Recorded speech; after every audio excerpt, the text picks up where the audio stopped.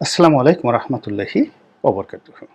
সম্মানিত দর্শক, জামায়াতে ইসলামী বাংলাদেশের আমির ডক্টর শফিকুর রহমান।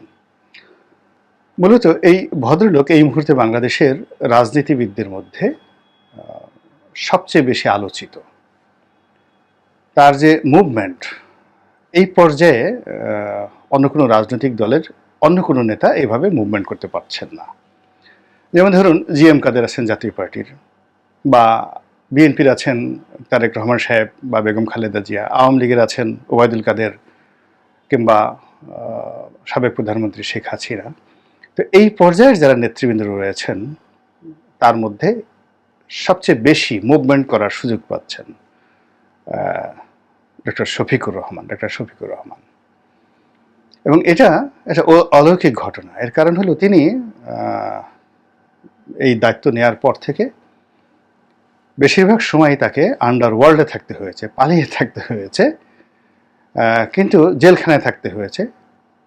কিন্তু 5 তারিখের পর থেকে তিনি যে ব্যস্ততার মধ্যে সময় কাটাচ্ছেন এবং তার সম্পর্কে মানুষের যে আগ্রহ বাড়ছে এবং তাকে নিয়ে মানুষের চিন্তা চেতনা যে সে কে, এই বিষয়গুলো কিন্তু এই পরিবর্তিত পরিস্থিতিতে নতুন করে এসেছে। এবং সেই দিক থেকে আমার কাছে মনে হলো যে এই ভদ্রলোকের যে একটা যে তার যে বাস্তব অবস্থা, আমি যতটুকু জানি, এই বিষয়টি যদি আপনাদের সামনে তুলে ধরি, আপনাদের অনেকের হয়তো ভালো লাগবে। তার বিরোধিতা যারা করেন তারাও তার বিরোধিতা সুন্দরভাবে করতে পারবেন, আর যারা তাকে সমর্থন করতে চান, দোয়া করতে চান, তারা আরও ভালোভাবে করতে পারবেন। অনেক আগে আমি সিলেটে বেড়াতে যাই। তো সেখানে NI খান নামক একজন ভদ্রলোক হোটেলে এসে আমাকে সালাম দিলেন। উনি জামাত করেন কিনা জানি না, তবে আওয়ামী লীগ করেন না। সিলেট শহরের অত্যন্ত ধনাঢ্য ব্যক্তি। তো তিনি এসেই সালাম দিলেন সেই স্টার প্যাসিফিক হোটেলে। আমি যে হোটেল ভাড়া দিচ্ছিলাম বা রুম বুক করছিলাম, তিনি এসেই বললেন যে আমি আপনার খুব ভক্ত। তারপর বললেন যে এই আমার বন্ধুর হোটেল, এটা আপনাকে সর্বোচ্চ কমিশন, এই 55% কমিশন দাও। তারপর আবার বললেন যে না না না রনি ভাই, এখানে থাকবেন, কয়দিন থাকবেন, যে কয়দিন থাকবেন আমি ভাড়া দিয়ে দেবো। না না না এরকমভাবে, মানে 1 মিনিটের মধ্যে সেই ভদ্রলোক NI খান আমার সেই হোটেলের সমস্ত বিলগুলো দিয়ে দিলেন। তারপর ওনার ভাষায় দাওয়াত দিলেন। পরে তিনি বললেন যে সিলেটে যে একটা মহিলা মেডিকেল কলেজ হাসপাতাল আছে, তো সেই হাসপাতালের তিনি পরিচালক। তারপর কথা প্রসঙ্গে জানালেন যে জামাতের একজন নেতা, তখনই তিনি সাধারণ সম্পাদক, আমির হন নাই বা সাধারণ সম্পাদক হননি, কিন্তু নেতা হিসেবে বেশ পরিচিত। বললেন যে ডক্টর শফিকুর রহমান, তিনি এই হাসপাতালের পরিচালক। আমি বেশ অবাক হয়ে গেলাম যে আওয়ামী লীগ জমানা, এখানে জামাতের একজন নেতা এই হাসপাতালের পরিচালক, আপনাদের কোনো সমস্যা হচ্ছে না? বলে যে না, আমাদের সিলেটে আসলে ওইরকম কোনো সমস্যা নেই। এখানে যে সহমর্মিতা, রাজনৈতিক দলগুলোর যে সহমর্মিতা, এটা অন্য যে কোনো জেলার চেয়ে বেশি। আর ডক্টর শফিক এখানে সবার সঙ্গে একটা সম্পর্ক বজায় রাখেন, ফলে তার যে রাজনৈতিক বিশ্বাস, তার এই ব্যবসার সঙ্গে বা তার কর্মকাণ্ডের সঙ্গে জড়িত নয়। তো এই প্রথম আমি আসলে ডক্টর শফিক সম্পর্কে চিনি। তখনও পর্যন্ত তার ছবি আমার আসলে দেখা হয়নি। তো পরবর্তীতে তিনি যখন আমির হলেন, তা আমির হওয়ার পরে দেখলাম, এবং তার ব্যাপারে আমি আসলে ওরকম ওয়ান টু ওয়ান ওইভাবে জানি না বা জানতাম না। এর জামাতের লোক যারা আছেন তারা অভ্যন্তরীণভাবে তাদের অনেক বড় বড় নেতা আছেন, কিন্তু বাইরের জনসাধারণের বেশিরভাগ লোকই তাদের শিক্ষা দীক্ষা পরিবার সম্পর্কে অতটা জানেন না। আমিও ঠিক ওইরকম জানতাম না। কিন্তু হঠাৎ করে একবার দেখলাম যে কিছু ছাত্র শিবিরের লোক আমার অফিসে আম নিয়ে আসছে। এটা কোন সালে আমি বলতে পারবো না। বললো যে আমিরে জামাত, তিনি আপনার জন্য উপহারটি পাঠিয়েছেন।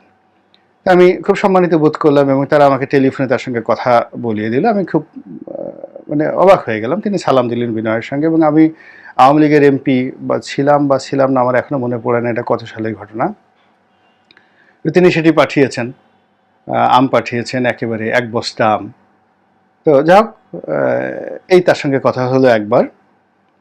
তারপরে আরও ২-৩ বার কথা হলো ওই একইভাবে। একবার জায়নামাজ পাঠালেন, একবার পাজামা পাঞ্জাবি পাঠালেন, এরকম উপহার বিভিন্ন উপলক্ষে পাঠিয়েছেন।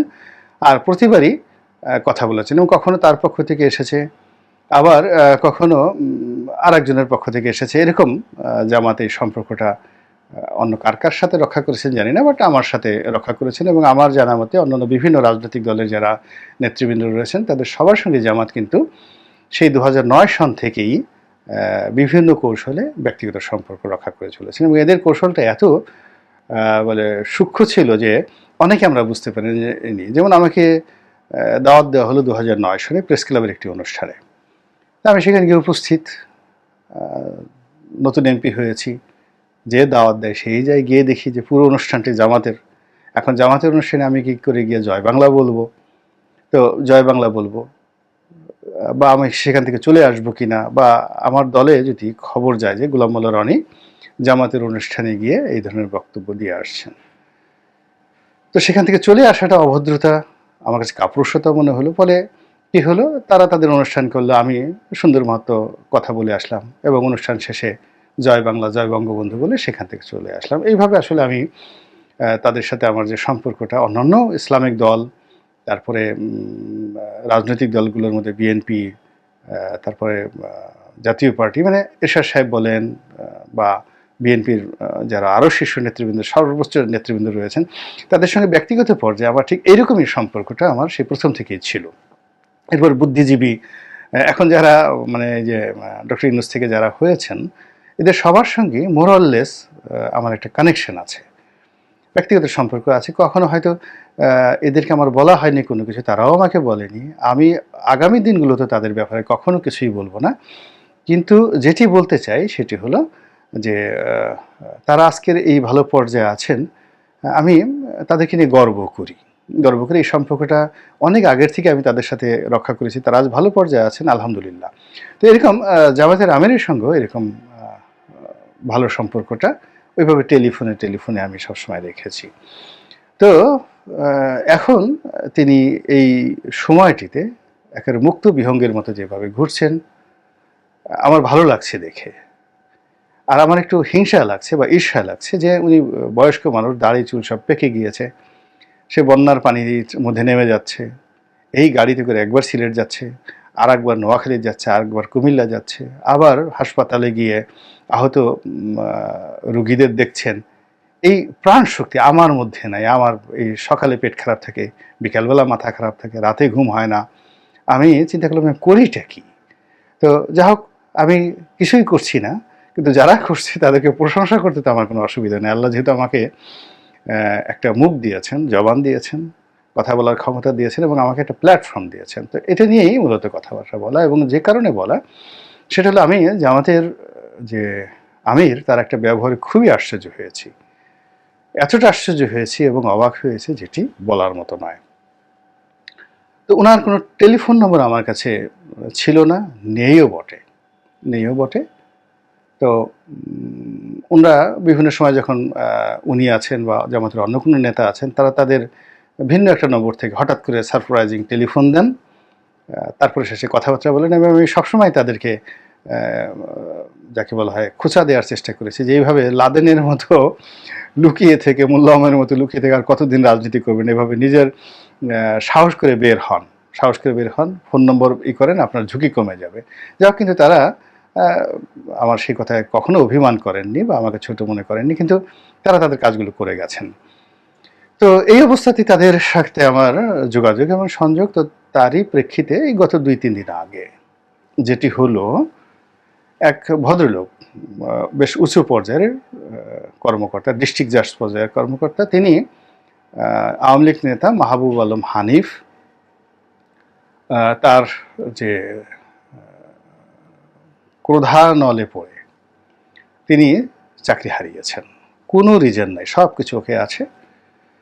তো তিনি এখন সেই চাকরিতে এই পরিবর্তিত পরিস্থিতিতে বহাল হতে চাচ্ছেন। তো তিনি ডক্টর ইউনূসের কাছে যেতে চাচ্ছেন। তো আমি বললাম যে ডক্টর ইউনূসের কাছে যাওয়ার জন্য তো আসলে আমার কোনো যোগাযোগ নাই। এখন যারা রাজনীতিবিদ আছেন, বিএনপি আছেন, জামাত আছে, তাদের যারা শীর্ষ নেতৃবৃন্দ আছেন, আপনি তাদের কাছে যান। এবং কেউ যদি ঢুকতে না চায়, দেখা করতে না চায়, আমার কথা বলবেন। আমি এমনি জাস্ট একটা কনফিডেন্স থেকে বলছি। আপনি যদি মির্জা ফখরুল সাহেবের কাছে যান, জামাতের আমির কাছে যান, বা অন্য যার সাথে সম্পর্ক আছে ডক্টর ইউনূসের কাছে যাওয়ার জন্য, ঠিক আমার কথা বলবেন। আমি জাস্ট এইভাবে ইন কমন, ইন জেনারেল এই কথাটা বলে দিয়ে ভদ্রলোককে পাঠিয়ে দিলাম। ভদ্রলোক আমি যখন বলছি ঠিক তার ২ ঘন্টা পরে তিনি একেবারে সোজা জামাতের আমিরের কাছে চলে গেছেন। আমি যখন এরকম ব্যস্ত ছিলাম, আমার বেখেয়াল ছিলাম, সামনে বেশ কয়েকজন লোকও ছিল, আমি বুঝতে পারিনি। হঠাৎ করে আমার মোবাইলে একটা টেলিফোন আসলো। এক ভদ্রলোক বললেন যে, "কথা বলেন, শুধু এতটুকুই কথা বলেন।" তো ও মাথা থেকে বলল যে, "আসসালামু আলাইকুম, ভাই কেমন আছেন?" আমি বললাম, "ভালো।" তো বলল যে, "আপনি যে লোক পাঠিয়েছেন, আমি চেষ্টা করব সর্বোচ্চ এই লোকটিকে সাহায্য করার জন্য।" তা আমি স্মরণ করতে পারছিলাম না যে আমি কে কথা বলছেন, কার কাছে পাঠালাম বা কে গেল। তো আমি অনেকটা কনফিউজড এবং কিংকর্তব্য বিমূঢ়। তা আমি বললাম যে, দয়া করে বলবেন আপনি কে বলছেন?" তিনি বললেন যে, "আমি শফিকুর রহমান বলছি, একজন কৃষকের ছেলে।" আসলে আমার বুদ্ধি এত কম, আমি তখনও পর্যন্ত বুঝতে পারিনি। আমি আরও প্রায় ৫-৬ সেকেন্ড আমি আর্তস্ত এবং ধাতস্থ হওয়ার চেষ্টা করলাম। পরে আমি বললাম যে, "ভাই এটা কি ধরনের কথা? আমি জামাতের আমিরের সঙ্গে কথা বলছি বা আমিরে জামাতের সঙ্গে কথা বলছি।" এবং এখানে একটা ব্যাপার হলো যে চ্যারিটি বিগিনস ফ্রম হোম। আমি যেটা জানি যে আমরা বাইরে থেকে তাকে জামাতের আমির বলি। কিন্তু জামাতের যারা লোকজন আছেন তারা বললেন আমির বা আমিরে জামাত। এবং অনেক লোক কিন্তু তাকে আমিরুল মুমিনিন বলে ডাকেন। আমিরুল মুমিনিন বলে ডাকেন। বিশ্বাসীদের নেতা বলে তাকে ডাকেন। যাই হোক, তো এরকম একটা মানুষ তিনি আমাকে হঠাৎ করে টেলিফোন দিলেন। তার যে লোক আমাকে টেলিফোন করলো একবারও বললেন না যে আপনি অমুকের সাথে কথা বলেন। অনেকটা মানে মানে র্যাডিকুলাস যাকে বলা হয়, অ্যারোগান্সনেস, এই যে সঙ্গে সঙ্গে রেসপন্ড করা। তা আমি বললাম যে, "কি বলেন আপনি? আমি আমিরে জামাত আমাকে টেলিফোন করেছেন এবং এই ভাষায় আমি তো খুব সম্মানিত বোধ করছি। ঠিক আছে, আপনি মানে সে যে কারণে ফোন করেছে কাজটা করে দেবে, আমি সেই বিষয়টাই ভুলে গেলাম। আমি শুধু বললাম যে, উনি আমার কাছে আসছিলেন, উনার একটা অভিযোগ ছিল, আশা ছিল, আমি আপনার কথা বলেছি, আপনি সম্মানিত করেছেন, দ্যাটস ওকে।" তো এই হলো ডাক্তার শফিকুর রহমান সাহেবের, আমি আবার মানে উত্তেজনার নামটা কি, ডক্টর শফিক, আমি শফিকুর রহমান লেখেন না শফিকুল ইসলাম লেখেন, আমি এই মুহূর্তে এলোমেলো হয়ে গেছে। আমি কথা বলতে গিয়ে অনেকটা আবেগপ্রবণ হয়ে গেছি এই বিষয়টা নিয়ে।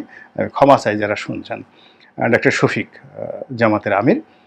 তো আমি তাকে সালাম জানিয়ে টেলিফোন রাখলাম এবং তখনই আমার মনে হলো যে এই বিষয়টা নিয়ে আমার কিছু বলা উচিত। একটা দলের শীর্ষ নেতা, বয়স্ক নেতা, সম্মানিত নেতা, তিনি অন্য মানুষকে কীভাবে সম্মান করেন, কীভাবে মর্যাদা দেন, এই বিষয়টি প্রকাশ করা উচিত। ২ নম্বর হলো যে তিনি এই বয়সে যেভাবে কাজগুলো করছেন সেটার প্রশংসা করা উচিত। তারপরে হলো যে এখনও যে এই সমাজে মানুষের জন্য কাজ করে, এটা জানানো উচিত। তো এটাই জানালাম। আল্লাহ রাব্বুল আলামিন ভালো জানেন। যারা দেখছেন তাদের সবার প্রতি রহমত এবং বরকত আল্লাহ নাজিল করেন এবং আমিরে জামাত, আল্লাহ তাকে হেফাজত করুন, হেদায়েত দান করুন, উত্তম যাজা দান করুন, এই দোয়া করছি। আসসালামু আলাইকুম ওয়া রাহমাতুল্লাহি ওয়া বারাকাতুহু।